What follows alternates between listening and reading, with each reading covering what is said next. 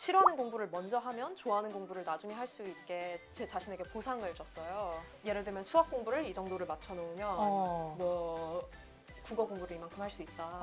이런 식으로 했어요. 국어 공부하는 게 보너스 같은 거네요. 대기자 TV. 소연 양이 어떻게 합격했는지가 많은 분들이 궁금해할 것 같아서 초, 중 등 때로 질문을 좀 거슬러 올라가서 드릴게요. 초등학교 때는 제가 알기로 캐나다에서 좀 생활을 하다가 돌아온 걸로 알고 있어요. 그 과정 좀 얘기해 줄래요? 저는 한국에 돌아올 거라는 생각을 못하고 캐나다에서 정말 아무 생각 없이 살고 있었어요. 뭐 책도 많이 읽고 다양한 뭐 경험도 하고 그렇기는 했지만 한국으로 돌아올 거라는 생각이 없어서 구구단도 막 5학년 때까지 못 외우고 이랬어요. 그래서 생각하지 못하다가 한국에 돌아와 보니까 한국 공부가 만만치가 않잖아요. 그럼요. 한국 초등학교 같은 경우에는 시험을 보잖아요.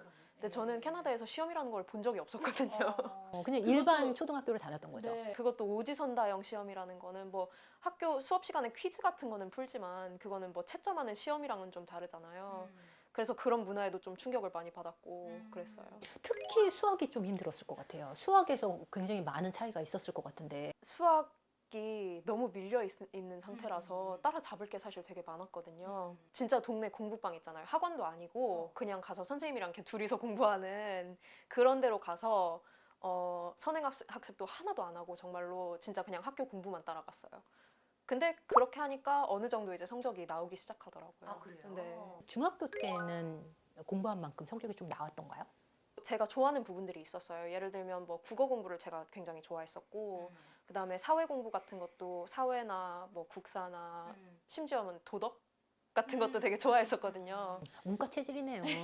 그런 공부는 제가 재미있고 또 하는 만큼 성적이 나와서 잘 했었던 것 같아요. 그러면 장점에 좀 더 부각이 돼서 좋아하는 과목 위주로 공부를 했어요? 네. 그리고 중학교 때 혹시 공부했던 습관 패턴 좀 알려주면 좋을 것 같아요. 일상을. 진짜로 매일 딱 공부해 놓을 양을 정해놓고 그것만 했어요. 그리고 이제 시험 기간에 조금 더 공부를 하긴 했지만 뭐 예를 들면 하루에 2시간, 3시간씩 이렇게 그냥 꾸준히 공부를 했고요. 그 과목이 골고루였어요? 아니면은 아까 말했던 좋아하는 과목 위주였어요? 주요 과목 위주로 계속 공부를 했었고 그리고 저는 이제 어떤 습관이 있었냐면 제가 좋아하는 거랑 싫어하는 게 너무 이게 딱 나뉘잖아요. 그래서 싫어하는 공부를 먼저 하면 좋아하는 공부를 나중에 할 수 있게 제 자신에게 보상을 줬어요. 그러니까 예를 들면 수학 공부를 이 정도를 맞춰놓으면 뭐 국어 공부를 이만큼 할 수 있다. 이런 식으로 했어요. 국어 공부하는 게 보너스 같은 거네요?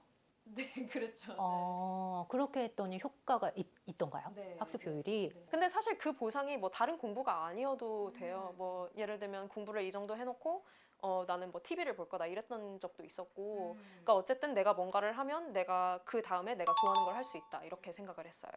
그리고 또 소연 양은 빠뜨릴 수 없는 부분은 책을 굉장히 좋아했다고. 네. 책을 어느 정도는 어떻게 읽었었어요? 책을 초등학교 때는 그냥 막 잡히는 대로 읽었어요. 그냥 도서관 가서 뭐 표지 이쁜 책도 읽어보고 캐나다에서? 네, 그냥 뭐 제목이 좀 신기한 책도 읽어보고 시간이 워낙 많았으니까 읽고 싶은 책은 그땐 다 읽었었던 것 같아요. 근데 이제 중학교로 올라가면서 시간도 없어지고 그래서 영어 책 같은 경우에는 제가 방학 때 많이 읽었어요. 그 부분에 대해서 영어 원서 고전을 읽으라는 거는 추천할 만하다고 생각해요. 이제 어느 정도 영어 실력이 됐을 때는 충분히 추천할 만해요. 정말 장점이 여러 가지가 있는데 첫 번째는 이제 원서 고전을 읽으면서 언어 실력이 굉장히 많이 늘어요. 왜냐면 이게 그냥 그냥 쓴 문장이 아니라 그냥 영어로 된 문장 아무거나가 아니라 정말 제일 잘 쓴 문장이잖아요. 그래서 그런 거를 읽으면서 글을 이해하는 능력도 늘고 글을 쓰는 능력도 늘어요. 언어적인 것보다도 더 큰 장점은 이제 문화랑 역사랑 이런 거를 정말 이해를 잘 할 수 있게 돼요.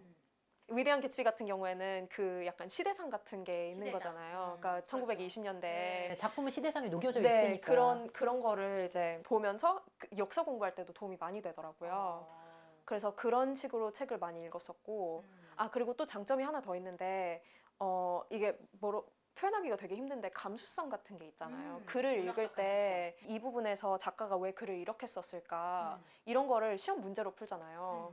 뭐 작가의 의도라든지 그렇죠, 그렇죠. 아니면 뭐 네. 묘사한 거 대조 뭐 이런 그 문학적인 거에 대해서 시험을 많이 보는데 나중에 가서는 글을 많이 읽은 경우에는 그런 게 그냥 보이게 되더라고요. 특별히 공부하지 않아도 작가가 이런 의도로 쓴 건지를 파악하게 된다는 거죠. 네. 아, 혹시 책을 읽을 때 따로 독후 활동을 좀 했나요? 중학교 때까지는 열심히는 안 했던 것 같아요. 하기는 했는데 그냥 뭐 스스로 이제 정리하기 위해서 간단하게 몇 자 정도 적는 수준이었고, 그리고 저는 이제 그 정리를 할 때 책의 내용보다는 느낀 점 같은 거를 많이 썼어요. 뭐 이런 인물이 마음에 들었다, 이런 부분이 마음에 들었다, 그런 거를 많이 썼는데, 그래서 지금도 그 책 줄거리가 기억이 안 나는 경우가 되게 많아요, 사실. 근데 그게 다 어딘가에는 남아 있을 거예요, 아마. 어딘가에 남아있다라는 멘트가 너무 좋네요. 영어가 굉장히 또 노출에 민감하지만 또 잊혀지는 것도 순식간이잖아요. 네. 영어 실력을 계속 유지하는 게 힘들다는 친구들이 많거든요. 소연 양은 좀 어떻게 했던 부분이 영어 실력 계속 유지하는 데 도움이 됐나요? 한 가지 영어 실력 늘리기 좋은 방법이 있는데 잡지를 읽는 거예요. 잡지요? 네, 뭐 시사 잡지 같은 것도 좋고 저 같은 경우에는 내셔널 지오그래픽이라고 이제 그런 잡지를 읽었었거든요. 근데 그런 거를 읽으면 약간 시사나 세상을 보는 거에 대해서도 좀 많이 배우게 되고 그러면서 영어 실력도 이제 한 가지 분야의 어휘가 아니라 다양한 분야의 어휘를 보게 되는 거. 네.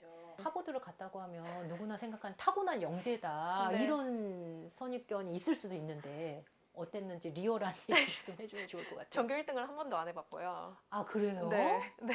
중학교 때요? 네. 되게 유명한 중학교는 아니죠? 아니에요. 아니에요. 심지어 그런 제가 거는 알기로는 국제적으로 떨어졌다고. 네, 네. 그런 다음에 이제 용인외대부를 가게 되잖아요. 용인외대를 생각했던 거는 이유가 따로 있나요?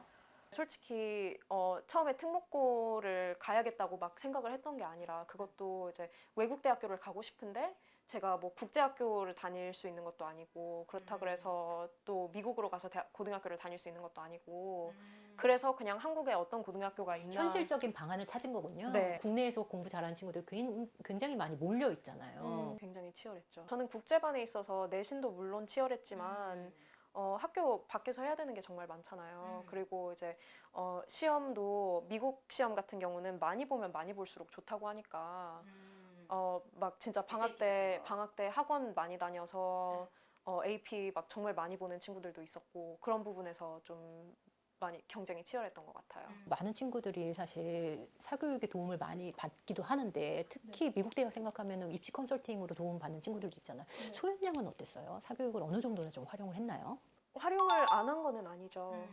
이제 안 하기에는 너무 따라가기 힘들고 그렇죠, 그러니까 혼자 하기는 했는데 저는 이제 제가 혼자 할 수 있는 거는 최대한 혼자 하고 학원 이제 그걸 빨리 파악하려고 했어요. 어떤 거를 내가 할 수 있고 어떤 부분은 도움이 필요한지 이거를 파악을 하려고 해서 그래서 예를 들면 제가 SAT는 학원을 안 다니고 이제 그 SAT 1이라고 불리는 그 이제 메인 과목은 그렇죠. 학원을 안 다녔어요.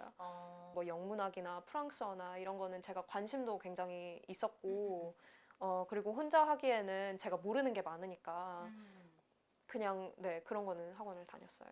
그럼 네. 고등학교 때 성적은 잘 나왔어요? 잘 나오는 편이었어요? 괜찮았는데 뭐 이제 등수로는 별로 좋은 편이 아니었겠죠. 아무래도 제가 이제 등수는 안 따졌으니까 미국 대학교를 갈 때는 A만 되면 되거든요. 그래서 이제 저는 등수 같은 거는 뭐 등급 같은 거는 별로 신경을 안 썼고요. 아, 정말요? 네, 그래서 막 되게 등급 안 좋은 것도 많아요.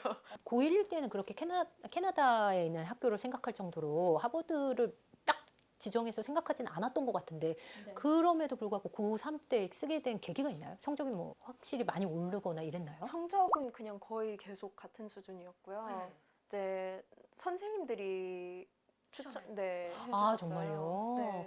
선생님들한테 가장 많이 들었던 얘기는 뭐예요? 소연 양은? 고등학교 때 제가 잘했던 거는 글 쓰는 걸 좀 잘했던 것 같아요. 왜냐면 공부는 다들 너무 잘하고 제가 그런 부분에서는 돋보이기가 힘들었거든요. 제가 막 집중력이 높거나 체력이 좋거나 이런 편도 아니라서 공부는 그냥 따라가는 수준이었는데 글을 좀 잘 썼던 것 같아요. 제 입으로 감히 말을 하자면 학교에서 과제 같은 게 있잖아요. 그런 부분에서 좀 좋은 평가를 받았던 것 같고 지금도 학교 과제더라도 제가 쓰다 보면 재밌거든요. 막 이거에 대해서 하고 싶은 얘기도 생기고 뭐 주장도 더 강하게 하고 싶고 문장도 잘 쓰고 싶고 그런 욕심이 좀 있어서 저는 그냥 이게 성적을 위한 학교 과제라고 생각하지 않고 글을 잘 쓰려고 했거든요.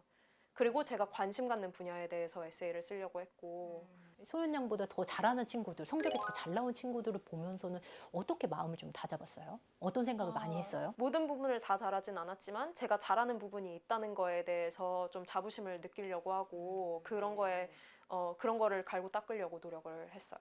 혹시 특별히 슬럼프가 있었어요?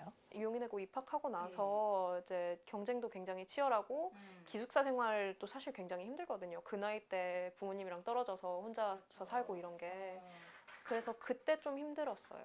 4월 달에 중간고사가 끝나나? 그러고 나서 5월 달에 AP 시험을 보는 달이거든요. 그러니까 거의 이제 허들 넘기 수준이잖아요. 하나 다 이제 겨우 끝내놨는데 또 시험을 봐야 되니까. 근데 이제 둘 다 놓칠 수도 없는 상황인 거잖아요. 그럴 때는 생각하지 말고 이 허들을 일단 넘자. 그랬던 거 같아요. 이 닥친 고비는 일단 넘자. 네. 그렇게 하루하루를 살았더니 매일매일 충실하게 살았더니 이제 좋은 성과가 있었던 거네요. 네, 오늘 윤소연 양의 경험담이 해외 대학을 꿈꾸는 친구들한테 많은 도움을 주셨을 것 같습니다. 오늘 장시간 귀한 말씀 감사합니다. 감사합니다.